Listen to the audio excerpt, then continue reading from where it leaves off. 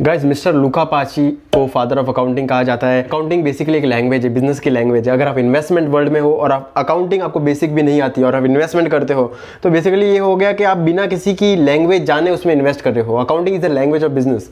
Business की एक भाषा है, आपको अकाउंटिंग सीखनी पड़ेगी अगर आप इन्वेस्टमेंट वर्ल्ड में हो और आप चाहते हो कि आप फाइनेंशियल मार्केट में इन्वेस्ट करो। तो अकाउंटिंग बहुत ही ईजी है, ज़्यादा हार्ड नहीं है। आपको बेसिक अकाउंटिंग सीखनी है। इस वीडियो को एंड तक देखिएगा, आपको बेसिक समझ में आ जाएगा अकाउंटिंग का। अगर आप और थोड़ा डीप में जानना चाहते हो तो आप इस बुक को बाय कर सकते हो, जो कि मैंने डिस्क्रिप्शन में दिए है। और अगर आप चाहते हो कि मैं और ऐसे अकाउंटिंग रिलेटेड वीडियोस बनाऊं तो प्लीज़ कमेंट करके बताइएगा। आप खुद सुन सकते हो वॉरेन बफेट, जो कि दुनिया के सबसे बड़े इन्वेस्टर है, उनकी जुबानी जो अकाउंटिंग के लिए उन्होंने क्या कहा है। और accounting. There's nothing more important. People ask me what they should take in business school, or even if they don't go to business school, what they need to know before getting in business. And I tell them, you have to understand accounting. It's the language. I mean, it's like being in a foreign country without knowing the language if you're in business and you don't understand accounting. So you want to get as comfortable with that as you are with the English language. It's made me a lot of money. Accounting can offer you a lot of insight into the character of management.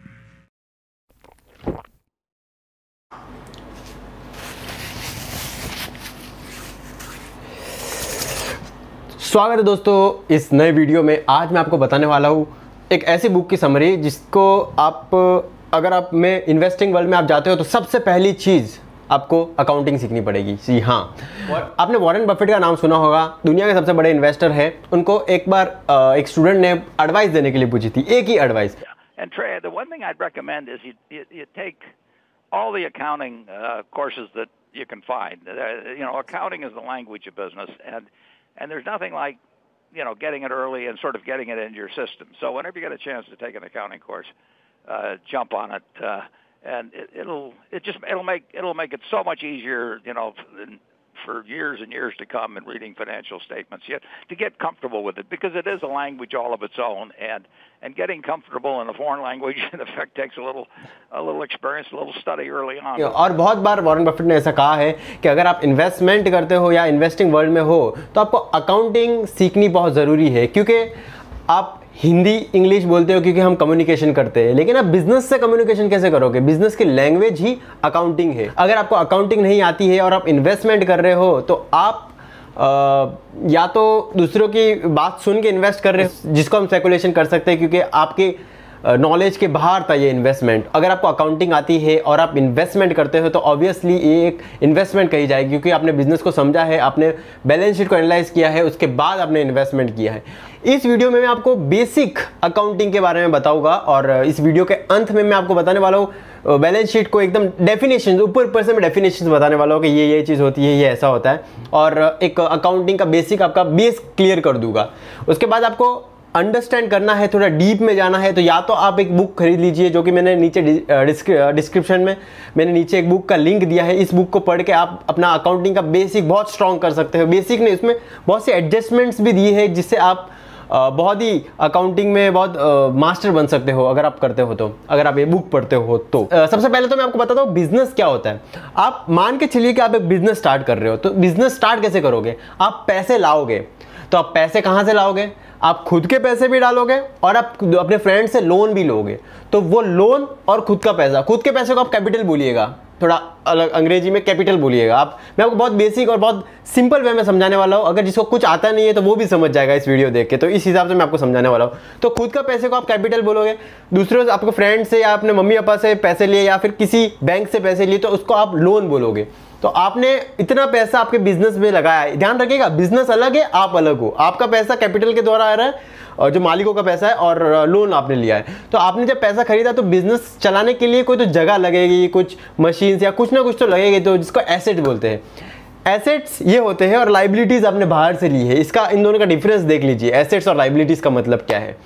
बाद में assets में short term current assets और long term assets होते हैं, जिसको fix asset बोलते हैं, और लाइबिलिटीज में शॉर्ट टर्म लाइबिलिटीज जिसको करंट लाइबिलिटीज़ बोलते हैं, और लॉन्ग टर्म लाइबिलिटीज़, यानी कि कुछ कुछ लोन हम ऐसे लेंगे जो 1 साल से ज़्यादा चलने वाले हैं। बैंक बोलेगा कि ठीक है मुझे 5-10 साल में पैसा दे देना, लेकिन आपके जो क्रेडिटर्स है, जिससे आपने सप्लायर्स है, वो आपको इतना टाइम तक रुकेगा नहीं, उसको तो पैसा देना पड़ेगा उसने, क्योंकि जल्दी उसको पैसा चाहिए 1 साल के अंदर। तो कुछ पैसे आपको शॉर्ट टर्म में आएंगे, कुछ पैसे आपको लॉन्ग टर्म में आएंगे, तो उसको आपको इन्वेस्ट करना है। अभी आपने प्लांट एंड मशीनरी खरीद लिया, आपने जगह खरीद लिया, और कुछ पैसे आप लगाओगे डेटर्स में या करंट एसेट में, जो भी कुछ पैसे बैंक में रखोगे, बिजनेस चल रहा है, लिक्विडिटी के लिए चाहिए, और कुछ पैसे आप सामान जब बेचोगे तो आपका गुड्स गया है तो कुछ वहाँ पे करंट एसेट में लग गए।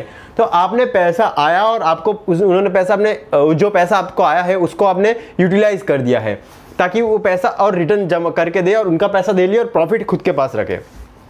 तो ये होता है बिजनेस। तो मैं आपको बताता हूँ कि जो पैसा आपके पास आया प्रॉफिट के रूप में, आपने जो पैसा लोन लेके पैसा इन्वेस्ट किया बिजनेस में और कुछ पैसे कमाए, तो जो पैसा आया, अब ये बताइए पैसा किसका है?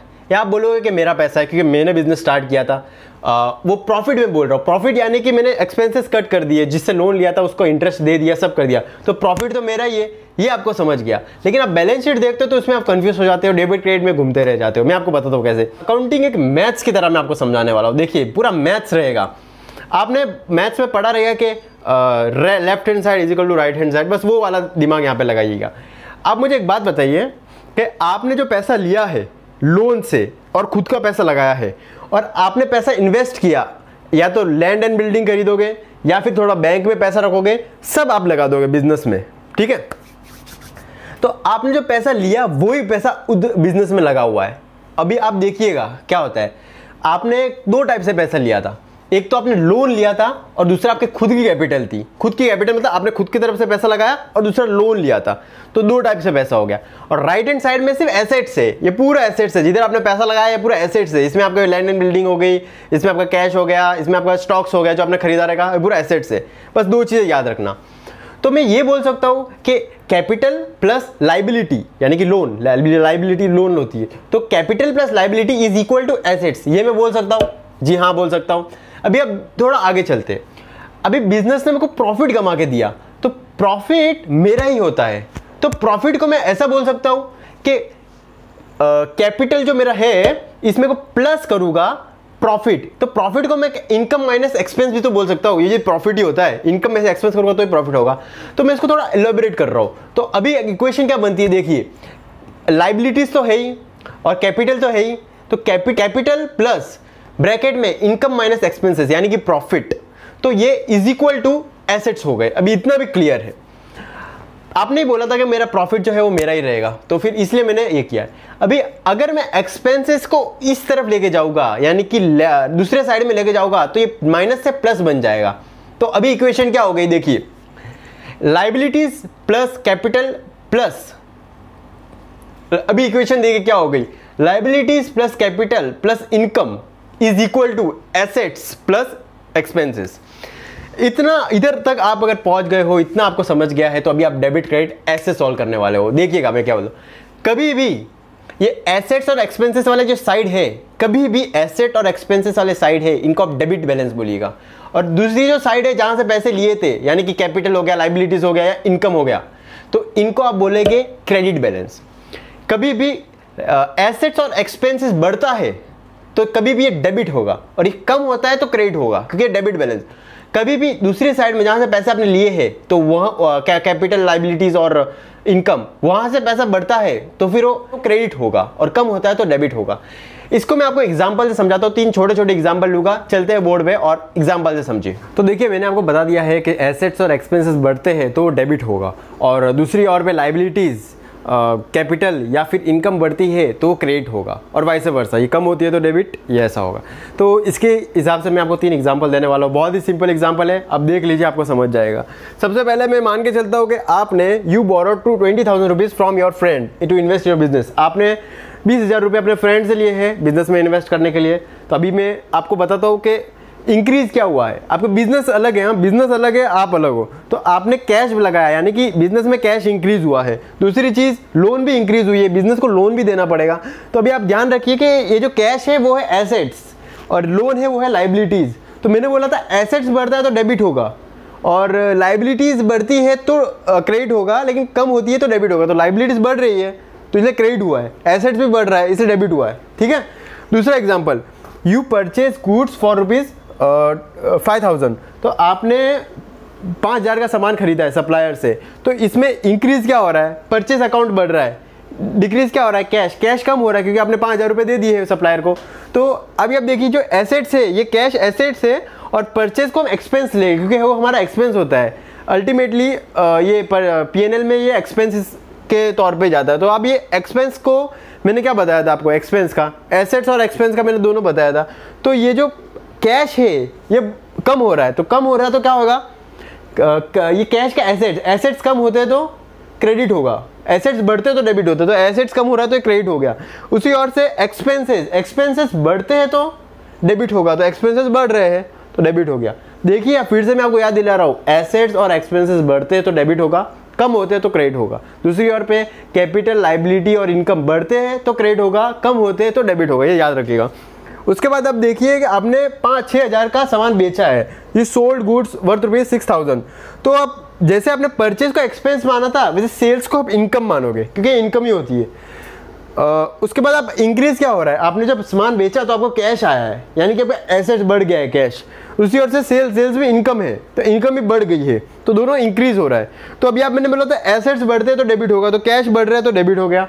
और दूसरी ओर पे मैंने क्या बोला था, इनकम दूसरी साइड में आ गई, इनकम बढ़ती है तो क्रेडिट होगा, कम होती है तो डेबिट होगा। तो इनकम बढ़ रही है तो क्रेडिट हुआ, इसलिए यहाँ पे क्रेडिट हुआ। तो ये सिंपल सा बेसिक्स, आप ये इक्वेशन को आपने जो रटना है वो यही है कि अकाउंट्स में ये जो बेसिक इक्वेशन है इसी के ऊपर पूरा अकाउंट्स है, यानी कि एसेट्स और जो एक्सपेंसेस है वो बढ़ते हैं तो डेबिट होगा, कम होते हैं तो क्रेडिट होगा। और दूसरी ओर पे लाइबिलिटीज, कैपिटल और इनकम बढ़ते हैं तो क्रेडिट होगा, कम होते हैं तो डेबिट होगा। इस वीडियो को फिर से देख लीजिएगा अगर आपको समझ में नहीं आया हो तो, लेकिन यही है बेसिक्स अकाउंट्स का। और इसके बाद में आपको बेसिक्स मतलब यानी कि फाइनेंशियल स्टेटमेंट को मैं आपको डेफिनेशंस बताने वाला हूँ कि ये चीज़ क्या है, ऊपर से बताने वाला हूँ। मैं आपको बताने वाला हूँ जो बैलेंस शीट में और P&L प्रॉफिट एंड लॉस में उनको देखते कैसे, ऊपर से बताने वाला हूँ। हेडिंग्स क्या क्या होती है, इनका मतलब क्या क्या होता है। तो अभी फ़िलहाल शेड्यूल 3 के हिसाब से जो बैलेंस शीट है वो बताने वाला हूँ मैं। शेड्यूल 3 यानी कि उनका जो फॉर्मेट है वो अलग हो जाता है। और अगर टी शेप की बात करूँ तो वो आपको पुरानी बैलेंस शीट होती है, वो अभी वो चलती नहीं है। कंपनी लॉ के हिसाब से शेड्यूल 3 में जो बैलेंस शीट चलती है उसी हिसाब से सबको बनानी पड़ेगी। तो देखिए अभी इक्विटी एंड लाइबिलिटीज़, इससे शुरुआत करते हैं। इक्विटी एंड लाइबिलिटीज़ यानी कि पैसे जो लगाए हुए हैं, ओनर के पैसे और बाहर से लाए हुए पैसे। इक्विटी या लाइबिलिटी में क्या है, पहले शेयर होल्डर फंड यानी कि जो मालिकों के पैसे हैं, जो आप शेयर में इन्वेस्ट करते हैं तो आपके पैसे इसमें आते हैं शेयर होल्डर फंड में। तो इसमें आप शेयर कैपिटल देखोगे और reserve and surplus. Share capital यानी कि कंपनी के जो शेयर्स है इनटू जो फेस वैल्यू या फिर होती है, बस उसको बोलते हैं, ये इतना इंपॉर्टेंट नहीं है। रिजर्व एंड सरप्लस इंपॉर्टेंट है। रिजर्व एंड सरप्लस यानी कि एक पिछले साल के जो प्रॉफिट्स है वो भी मालिकों की होते हैं। प्रॉफिट्स यानी कि जो शेयर होल्डर्स है उन्हीं का पैसा रहता है, लेकिन कुछ पैसे डिविडेंड के तौर पे ले लेते हैं और कुछ पैसे कंपनी में ही रखते हैं। जो पैसे कंपनी में ही रखते हैं प्रॉफिट का, उसे बोलते हैं रिजर्व एंड सरप्लस। और रिजर्व एंड सरप्लस बहुत टाइप के होते हैं। कुछ ऐसे रिजर्व्स होते हैं जो कंपनी को स्टैट्यूटरी रिजर्व जिसको बोलते हैं, जिसको सरकार बोलती है इतने पैसे आप साइड में रखिए ही रखिए, एम्प्लॉयज़ के लिए या फिर ग्रेच्युटी के लिए या फिर कुछ अलग अलग चीज़ों के लिए, और अलग अलग रिजर्व्स रहते हैं। तो मेनली ये ज़्यादातर पार्ट प्रॉफिट का होता है जो कि शेयर होल्डर लेते नहीं है, वो प्रॉफिट बचा हुआ रहता है। तो क्यूमुलेटिव ये रहता है रिजर्व एंड सरप्लस। उसके बाद आ जाते हैं money receive against share warrant. कुछ टाइम पे क्या होता है कि कभी कभार कंपनी में शेयर्स इशू करने से पहले ही हम शेयर परचेज कर सकते हैं, जिसे बोलते हैं शेयर वारंट। यानी कि अब बड़ी कंपनी में होता है ये कि रिलायंस अगले टाइम कहीं भी शेयर इशू करने वाली है तो मैं चाहता हूँ कि ये वो शेयर्स मुझे इशू करने चाहिए बहुत सारे, तो मैं शेयर वारंट खरीद लूँगा, क्योंकि फ्यूचर में अगर वो शेयर्स इशू करेगी तो सबसे पहले मुझे पूछेगी, क्योंकि मैंने उनसे एडवांस में ही पैसे दे दिए हैं। हाँ, शेयर वारंट्स में खरीदता हूँ तो मुझे डिविडेंड नहीं मिलने वाला, ना ही कोई इंटरेस्ट मिलने वाला है, बस मुझे एक बेनिफिट मिल जाता है। अगले टाइम ये शेयर्स इशू करेगी तो सबसे पहले मुझे बताने वाली है और मुझे ऑफर करेगी। सो ये सब हो जाता है शेयर कैपिटल। उसके बाद आ जाता है long term non current liability. Non current liability यानी कि जो करंट नहीं है। करेंट यानी कि जो तुरंत 1 साल के अंदर का काम है, और नॉन करेंट यानी कि 1 साल से ज़्यादा, 1 साल मैंने पकड़ के चला है। तो लॉन्ग टर्म बोरोइंग यानी कि आप बैंक से या कोई ऐसे इंस्टीट्यूशन से आपने बड़े लंबे समय के लिए पैसे उधार पे लिए हैं, जैसे कि बैंक हो गया, बैंक में आप एक साल से ज़्यादा ही उधारी रखते हो। Deferred tax liabilities, deferred tax liabilities एक अलग ही कंसेप्ट है। इसमें क्या होता है कि बैंक जो कंपनीज एक्ट है उस तरीके से जो कैलकुलेशन होती है इनकम टैक्स की और इनकम टैक्स एक्ट है, दोनों में बहुत डिफरेंस आ जाता है। तो इस डिफरेंस को रिफ्लेक्ट करते हैं, ये एसेट्स में भी आता है, लाइबिलिटीज़ में भी आता है। तो इसके लिए मैं आसानी से इस वीडियो में नहीं बता पाऊंगा, इसके लिए अलग वीडियो बनाना पड़ेगा। AS20 लगता है शायद इस पर। Other long term liabilities, other, और इसमें नोट्स में आपको देखना पड़ेगा कि कौन कौन सी और लाइबिलिटीज़ है लॉन्ग टर्म, एक साल से ज़्यादा, जो उनको पैसे देना है कंपनी को। ये बैलेंस शीट और प्रॉफिट एंड लॉस के नीचे नोट्स रहेंगे, नोट्स टू अकाउंट जिसको बोलते हैं। एक मिनट, मैं ये बंद कर लेता हूँ, बंद ही तो है। हाँ, तो उसके बाद करेंट लाइबिलिटीज़ यानी कि एक साल के अंदर आपको जो पैसे देने हैं उसे बोलते हैं करेंट लाइबिलिटीज़। इसमें आपको शॉर्ट टर्म बोरोइंग्स, कुछ ऐसा पैसा जो आपने शॉर्ट टर्म, एक साल में आपको पैसे अर्जेंट रिक्वायरमेंट थी, आपने किसी से ले लिए, तो वो आपको शॉर्ट टर्म बोरोइंग्स में लेना पड़ेगा। ये सब आपको नोट्स टू अकाउंट्स में मिलेगा। ये सब आपको टोटल यहाँ पे फिगर मिलेगा, आप जब चेक करोगे, और आपको डिटेल में देखना तो नोट्स टू अकाउंट्स में देना पड़ेगा, जो इसके तीनों नीचे मिल जाएगा आपको। उसके बाद आपको ट्रेड पेएबल यानी कि आपको सप्लायर से, उसके बाद आपको अदर करेंट लाइबिलिटीज़ नोट्स में देखना पड़ेगा। शॉर्ट टर्म प्रोविजंस यानी कि एक ऐसा एस्टिमेशंस होता है, जैसे कि अब मैं अगर प्रोविजंस यानी कि अगर मैं नॉर्मल बात करूँ कि अगर आपके मम्मी पापा को लगता है कि आपकी जब शादी होगी तो आपके लिए कुछ पैसे इन्वेस्ट करने चाहिए, तो वो प्रोविजंस हो जाती है। अगर आप डेटर्स में प्रोविजंस ले यानी कि एस्टिमेशन, प्रोविजंस का मतलब एस्टिमेशन होता है। अगर आपके जो डेटर्स है आपको लगता है कि कुछ इसमें से पैसे नहीं देंगे, तो आप प्रोविजन बनाते हो, प्रोविजन टू बैड डेट, यानी कि इतने पैसे आप नहीं मिल सकते हैं। तो ये सब एस्टिमेशंस होते हैं। इसमें आपको नोट्स में देखना पड़ेगा कि किस चीज़ के लिए प्रोविजन बनाया हुआ है कंपनी ने। उसके बाद एसेट्स में आ जाते हैं। एसेट्स में नॉन करेंट एसेट्स यानी कि लॉन्ग टर्म के लिए, इसमें फिक्स एसेट आ जाते हैं। फिक्स एसेट यानी कि जो कंपनी में फिक्स एसेट्स है, यानी कि जो कंपनी में लॉन्ग टर्म के लिए है। टेंजिबल और इनटेंजिबल, टेंजिबल यानी कि इसको टच कर सकते हो, सिंपल बेसिक डेफिनेशन बोल रहा हूँ। इनटेंजिबल यानी कि इसको टच नहीं कर सकते हो।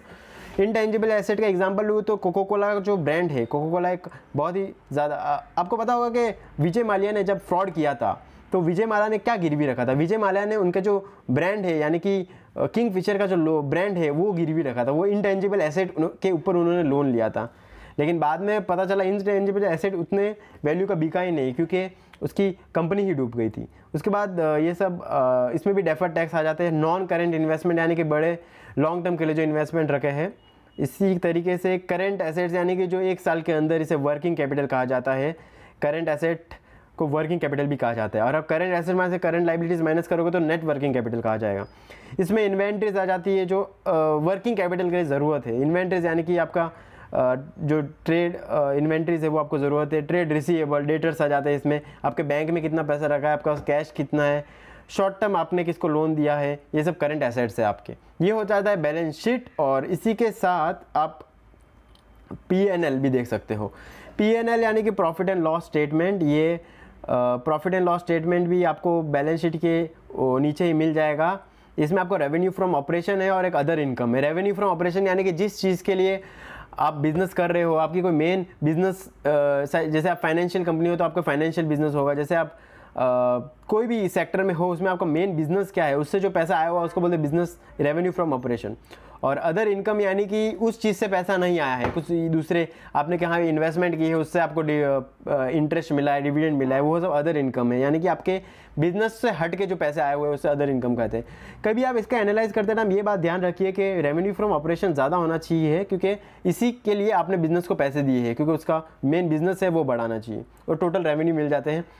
एक्सपेंसेस में आपको जो आपने कॉस्ट ऑफ मटेरियल कंज्यूम्ड, यानी कि आप जो आपने सब डेटर्स को माल बेचा है उसके लिए अपने सप्लायर से खरीदे भी हो गए कुछ सप्लाईज, तो वो इसमें आ जाएगी। परचेसेस आ जाएंगे। उसके बाद स्टॉक इन ट्रेड और वर्किंग कैपिटल। दो टाइप की इंडस्ट्री होती है, एक मैन्युफैक्चरिंग, एक ट्रेडिंग। मैन्युफैक्चरिंग में जो गुड्स है वो तीन टाइप से गुजरता है। एक होता है जब वर्किंग कैपिटल होता है, वर्क इन प्रोग्रेस होता है, एक फिनिश गुड होता है और एक इनिशियल स्टॉक रहता है। तो ये सब आपको नोट्स में देखना पड़ेगा अच्छे से क्या है। फाइनेंशियल कॉस्ट यानी कि जो इंटरेस्ट का कॉस्ट होता है मेनली वो हो जाता है। आप अगर बैलेंस शीट में देखोगे जितना ज़्यादा लोन रहेगा उतना ज़्यादा ही फाइनेंशियल कॉस्ट रहेगा। डेप्रिसिएशन हो जाता है यानी कि जो एसेट्स होते हैं उसका 1 साल के बाद वैल्यू गिर जाती है, जो ओरिजिनल वैल्यू होती है और जो वैल्यू कम हो जाती है एसेट्स की, उसके बीच में जो डिफरेंस होता है उसे हम डेप्रिसिएशन कहते हैं। और अदर खर्चे, उसके बाद यहाँ पे एक्स्ट्रा ऑर्डिनरी आइटम्स जो डिस्क्लोज करनी पड़ती है कंपनी को एज़ पर कंपनीज एक्ट्स, वो यहाँ पर आ जाएगा। उसके बाद टैक्स के जो खर्चे हैं उसके, और बाद में प्रॉफिट की तरह ऐसे ही करेंगे। और इसमें आपको अर्निंग पर शेयर तक आपको निकालना पड़ता है। आपको प्रॉफिट एंड लॉस में अर्निंग पर शेयर, डाइल्यूटेड और बेसिक, ये सब बड़े कॉन्सेप्ट्स है, तो मैं आपको ये अलग वीडियो में ही कवर करूँगा। तो मैंने आपको ये बेसिक ऊपर से बता दिए है कि ये सब होता क्या है। अगर आप फर्स्ट टाइम बैलेंस शीट को देखोगे तो हाँ बस मोटा मोटी ये समझ लो कि ये चीज़ होती है, यहाँ से पैसा आता है, ये ऐसी चीज़ होती है। उसके बाद आपको डिटेल में समझना है तो आपको बुक्स पढ़नी पड़ेगी। आप प्लीज़ वीडियो को लाइक करिएगा, चैनल को सब्सक्राइब करिएगा अगर आप चाहते हो कि मैं और ऐसे वीडियोज़ बनाऊँ।